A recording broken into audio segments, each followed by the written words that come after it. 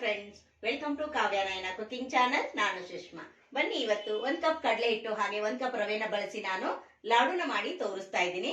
ನೀವು ಹಬ್ಬಕ್ಕಾದ್ರೂ ಮಾಡ್ಕೋಬಹುದು, ಮಕ್ಕಳಿಗೆ ಸ್ನಾಕ್ಸ್ ಆಗಿ ಕೂಡ ನೀವು ಮಾಡಿ ಕೊಡಬಹುದು. ತುಂಬಾ ಸಿಂಪಲ್, 3 ಸಾಮಗ್ರಿಯಲ್ಲಿ ಈ ಲಾಡುನ ಮಾಡಿ ತೋರಿಸಿದ್ದೀನಿ. ಸಿಂಪಲ್ ಆಗಿ ಯಾವ ತರ ಮಾಡ್ತೀನಿ ಅಂತ ನೋಡೋಣ ಬನ್ನಿ. ಒಂದು ಮಿಕ್ಸಿಂಗ್ ಬೌಲ್ನ ತಗೊಂಡಿದ್ದೀನಿ. ಅದಕ್ಕೆ 1 ಕಪ್ ಆಗುವಷ್ಟು ಕಡಲೆ ಹಿಟ್ಟನ್ನ ಸೇರಿಸ್ಕೊತಾ ಇದ್ದೀನಿ. ಅದೇ ಕಪ್ ಅಳತೆಯಲ್ಲೇನೆ 1 ಕಪ್ ಆಗುವಷ್ಟು ಚಿರೋಟಿ ರವೆನ ಸೇರಿಸ್ತಾ ಇದ್ದೀನಿ. 2 ಸ್ಪೂನ್ ಆಗುವಷ್ಟು ತುಪ್ಪನ ಸೇರಿಸ್ಕೊತಾ ಇದ್ದೀನಿ. ನೀವು ಜಾಸ್ತಿ ಕೂಡ ಹಾಕೋಬಹುದು. ಈಗ ನೋಡಿ, ಹಿಟ್ಟು ಹಾಗೆ ರವೆ ತುಪ್ಪದಲ್ಲಿ ಚೆನ್ನಾಗಿ ಕಲಿಸ್ಕೊಳ್ಳೋಣ. ತುಪ್ಪ ಹಾಕಿರೋದು ನಾವು ಹಿಟ್ಟು ಉಂಡೆ ಆಕಾರ ಬರಬೇಕು, ಅಂದ್ರೆ ನಾವು ಹಾಕಿರೋ ತುಪ್ಪ ಕರೆಕ್ಟ್ ಆಗಿದೆ ಅಂತ ಅರ್ಥ. ಇನ್ನು ಉಂಡೆ ಬರ್ತಾ ಇಲ್ಲ ಅಂದ್ರೆ ಮತ್ತೆ ನೀವು ಸ್ವಲ್ಪ ತುಪ್ಪನ ಸೇರಿಸ್ಕೋಬಹುದು. ಇಲ್ಲಿ ತುಪ್ಪ ನಿಮಗೆ ಬೇಕಂದ್ರೆ ಹಾಕೋಬಹುದು, ಬೇಡ ಅಂದ್ರೆ ಸ್ಕಿಪ್ ಕೂಡ ಮಾಡಬಹುದು. ಇದ್ರ ಬದಲಾಗಿ ನೀವು ಎಣ್ಣೆ ಕೂಡ ಹಾಕೋಬಹುದು, ತುಂಬಾ ಚೆನ್ನಾಗಿರುತ್ತೆ. ಹೊಸಬ್ರು ಯಾರಾದ್ರೂ ವಿಡಿಯೋ ನೋಡ್ತಾ ಇದ್ರೆ ಪ್ಲೀಸ್ ಸಬ್ಸ್ಕ್ರೈಬ್ ಮಾಡ್ಕೊಂಡು ನೋಡಿ. ವಿಡಿಯೋನ ಎಲ್ಲೂ ಕೂಡ ಸ್ಕಿಪ್ ಮಾಡಬೇಡಿ, ಪೂರ್ತಿಯಾಗಿ ವಿಡಿಯೋ ನೋಡಿ ಸಪೋರ್ಟ್ ಮಾಡಿ ಫ್ರೆಂಡ್ಸ್. ನಮ್ಮ ವಿಡಿಯೋಗಳು ನಿಮ್ಗೆ ಏನಾದ್ರೂ ಯೂಸ್ಫುಲ್ ಆದ್ರೆ ನಿಮ್ಮ ಫ್ಯಾಮಿಲಿ ಫ್ರೆಂಡ್ಸ್ಗೆಲ್ಲ ಶೇರ್ ಮಾಡಿ. ಆದಷ್ಟು ನಾನು ಸಿಂಪಲ್ ಆಗಿ ರೆಸಿಪೀಸ್ನ ತೋರಿಸ್ಕೊಡ್ತಾ ಇದ್ದೀನಿ. ನೋಡಿ, ಇವಾಗ ಚೆನ್ನಾಗಿ ಮಿಕ್ಸ್ ಮಾಡ್ಕೊಂಡಿದ್ದೀನಿ. ಈಗ ನಾವು ಹಾಕಿರೋ ತುಪ್ಪ ಕರೆಕ್ಟ್ ಆಗಿದೆ ನೋಡಿ, ಉಂಡೆ ಆಕಾರ ಬರ್ತಾ ಇದೆ ಫ್ರೆಂಡ್ಸ್.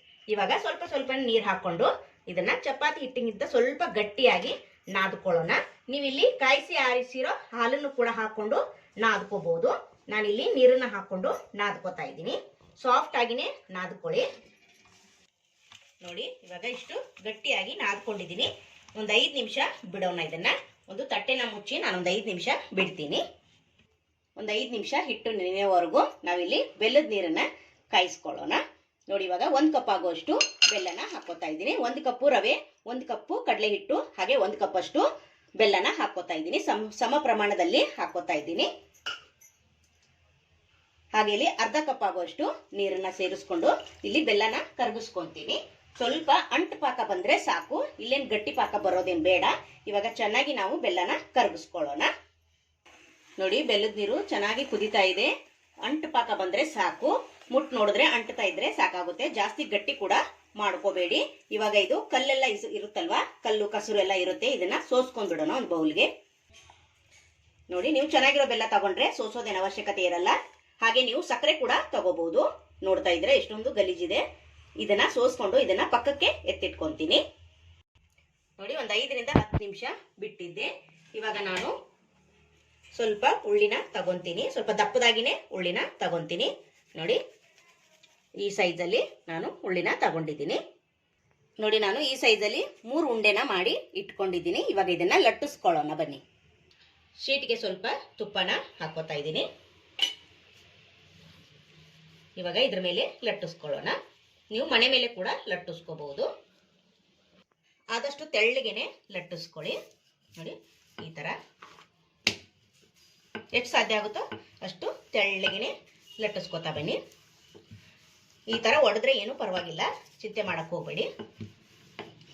ನೋಡಿ, ಈ ತರ ಎಷ್ಟು ಸಾಧ್ಯನೋ ಅಷ್ಟು ತೆಳ್ಳಗೆ ಲಟ್ಟಿಸ್ಕೊಳ್ಳಿ.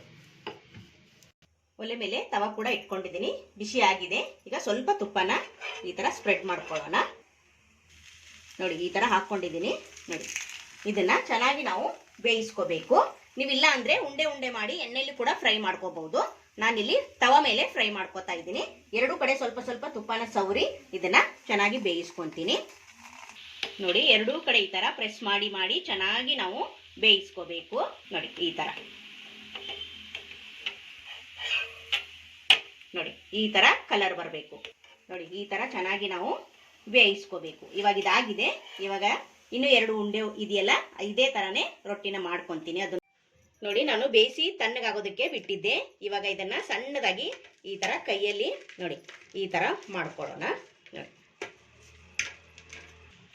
ನೋಡಿ, ಈ ತರ ಕೈಯಿಂದ ಮಾಡಿದ್ರೆ ಸಾಕು, ಅದೇ ಆಗದೇನೆ ಪುಡಿ ಆಗುತ್ತೆ.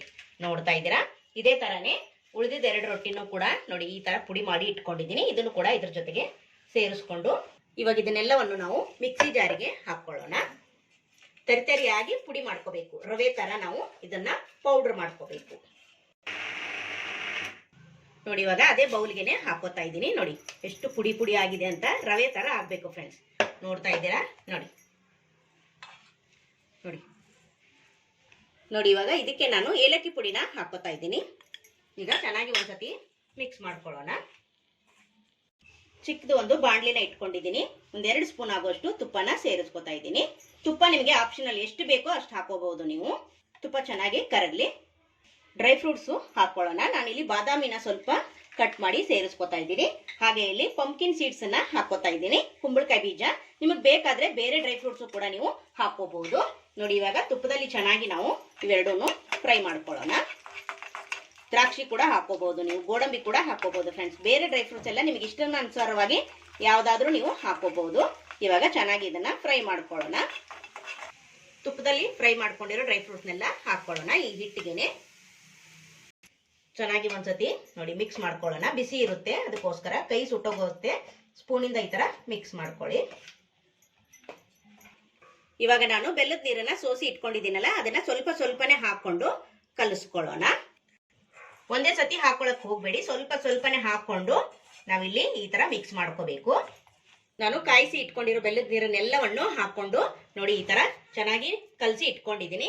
ಇವಾಗ 5 ನಿಮಿಷ ಇದನ್ನ ಮುಚ್ಚಿ ಪಕ್ಕಕ್ಕೆ ಬಿಡೋಣ.